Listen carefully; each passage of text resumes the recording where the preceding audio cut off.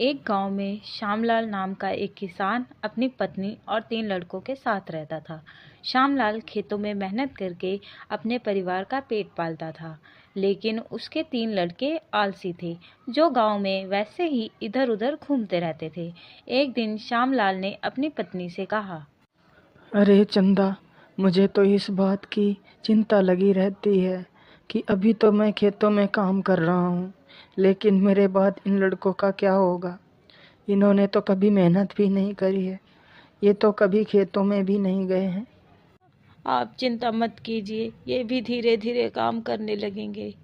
समय बीतता गया और श्यामलाल के लड़के कोई काम नहीं करते थे। एक बार श्यामलाल बहुत बीमार पड़ गया और वह काफी दिनों तक बीमार ही रहा। उसने अपनी पत्नी से कहा, अरे चंदा, जरा तीनों लड़कों को बुला कर ले आओ, मुझे उनसे कुछ ज़रूरी बात करनी है।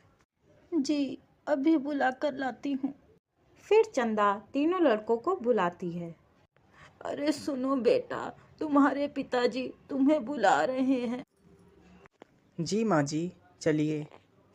फिर वह तीनों लड़के पिता के पास आ जाते हैं। जी पिताजी, आपने हमें बुलाया, बोलिए क्या बात है। सुनो बेटा, मुझे लगता है कि अब मैं ज़्यादा दिनों तक जीवित नहीं रहूँगा। इसीलिए बेटा, मैं तुम लोगों को बताना चाहता हूँ कि मैंने अपने जीवन भर का कमाया हुआ धन अपने खेत के नीचे दबा रखा है। मेरे बाद तुम उसमें से खजाना निकाल कर